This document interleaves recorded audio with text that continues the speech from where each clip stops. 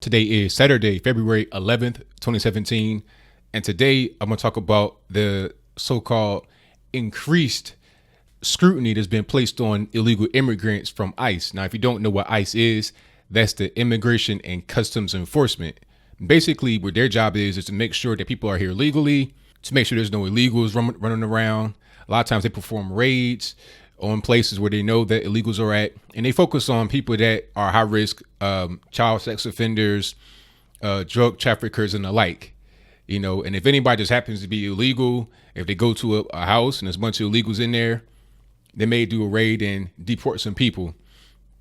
And many of them come from Mexico and also Central America, but also other countries. Let's not get beyond that point. Let's not forget that point. Let's not kind of gloss over that point. Like I've said before in previous videos, they've caught 400,000 people at the southern border from 150 different countries all over the planet. A lot of Chinese come in, a lot of people from India, people from the Middle East, people from Europe. They even caught a Canadian at the southern border of the US and Mexico. But I digress. My point here is talking about ICE. People are saying that ICE, they just, they've upped their raids because of Donald Trump. I think it's like 160 people got rounded up in California a couple of days ago. But from the spokespeople at ICE or spokesperson, and I'll place the actual statement on the screen before you, or an excerpt from the statement, they're saying this is routine. They arrest individuals every day. This is not anything new. This is pretty much just how they operate. Now, what I want to do right now is show you this piece from NBC. It kind of it's like a hit piece a little bit. It kind of wants to tug at your heartstrings. You see a little kid crying because their mama might get shipped off to Mexico. But I have a lot to say about this actual clip. What we're going to do right now is roll it. And then after you see it, make your own mind up. And then I'll kind of give you my thoughts on that clip and my final thoughts about this whole situation, this whole kerfuffle with ICE and Trump and etc. So without further ado, go ahead and roll it. Today, a family reunion, but it's only temporary. Guadalupe Garcia de Rayos' two American children have traveled to Mexico to be with her after she was deported this week, the first high-profile removal during President Trump's administration. I thought the United States was supposed to be united. But Guadalupe says her children can't stay in Mexico because it's too violent. These are everything. And in this Florida apartment, another mother, Teresa, makes dinner for her children.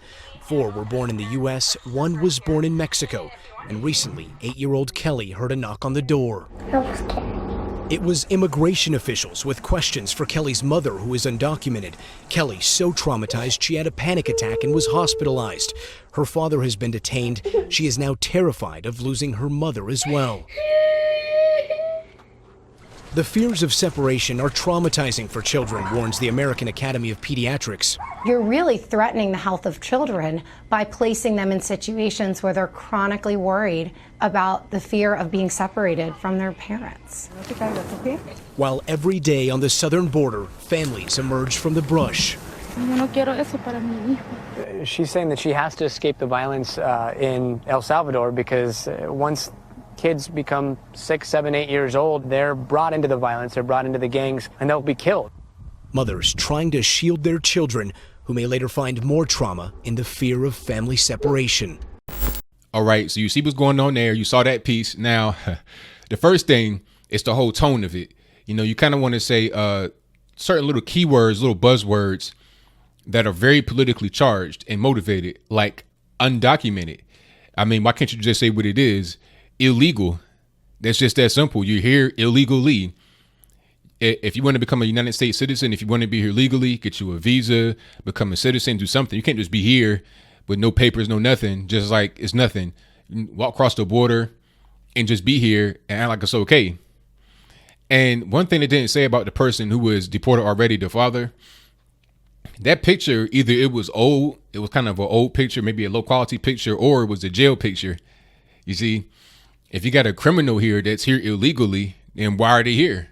They're not adding to the country. You got people that got felony records. You got, sex offenders, people that are involved in human trafficking, people that are involved in high level narcotics activity, drug trafficking, making your sons and daughters be hooked on heroin, cocaine, LSD, all these, crazy hard drugs, and inflating our insurance rates because of all these kids that are dying or becoming overdosed or are addicted to these drugs. Why should they be here?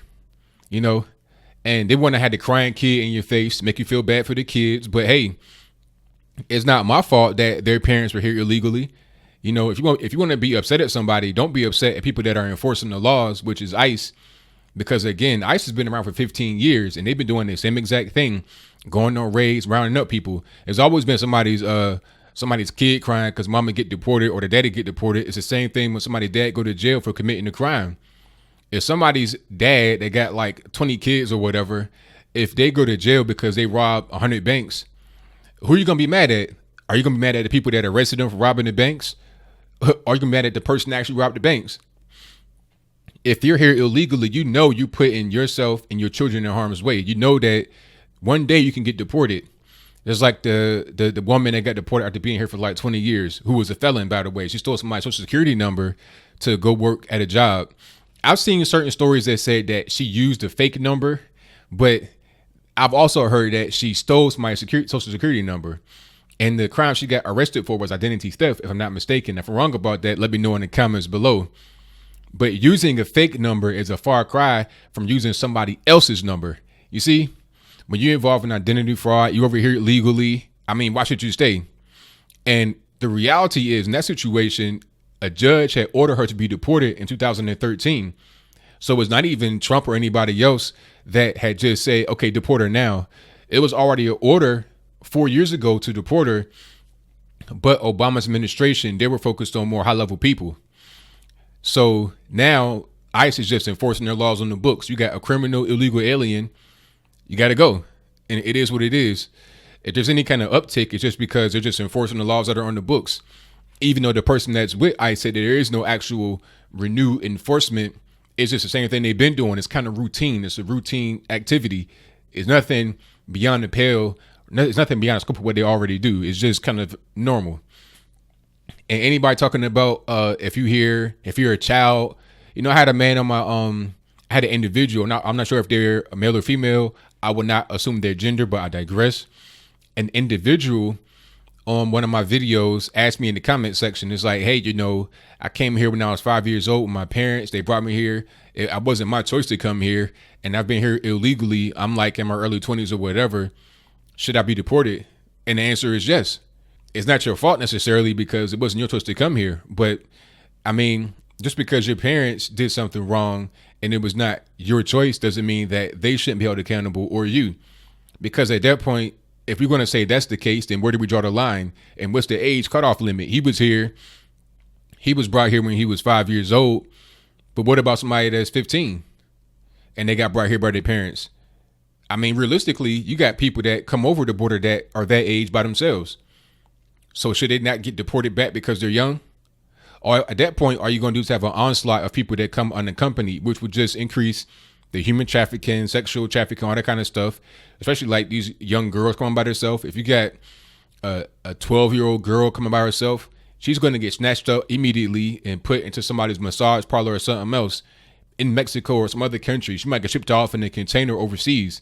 See, that's going on, and nobody wants to talk about that. All everybody wants to talk about is real topical stuff, really emotionally driven stuff, not the real stuff that actually goes on. The human trafficking, the drug selling, people being used as mules to put physical drugs inside of their body to, transport it across the border.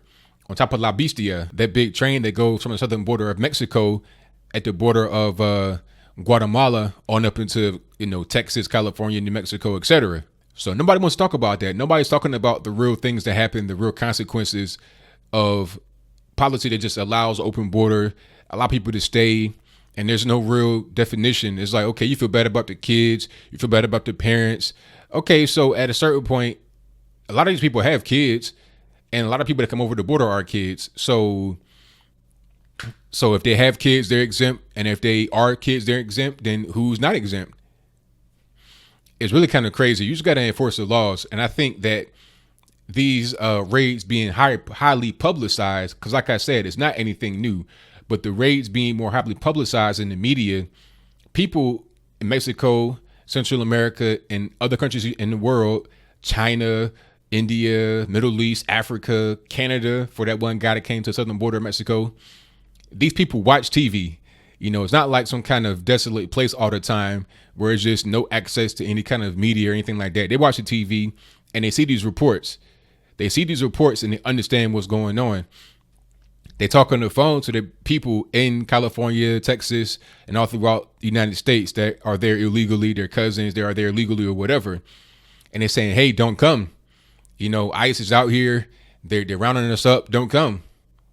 That right there is a deterrent. See how easy that is? All you got to do is just enforce the laws that are on the books. And that same thing can be applied to a lot of other things, just like all these Black Lives Matter and Hands Up, Don't Shoot and Antifa coming to your local area, disrupting places.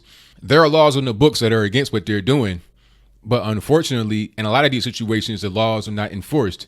If you begin to enforce the laws, if you begin to empower the police, if you stand behind the police, rather than making the police be like a pariah or some kind of easy target that does not have any kind of support from the local, state, or federal government, if you support the police and enforce the laws, that activity will dramatically decrease because people will see that there's an actual consequence for their actions rather than just doing whatever they want to do and getting away with it. So that's pretty much how you solve a lot of these problems. Enforce the laws that are on the books. There's no need for any new laws necessarily.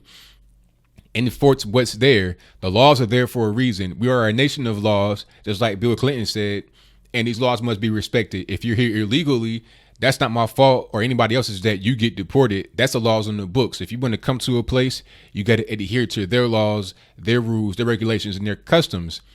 If you don't want to adhere to that, then you don't have to come. This is a free country. You're able to come and go as you please. If you're here illegally, well, you got to go.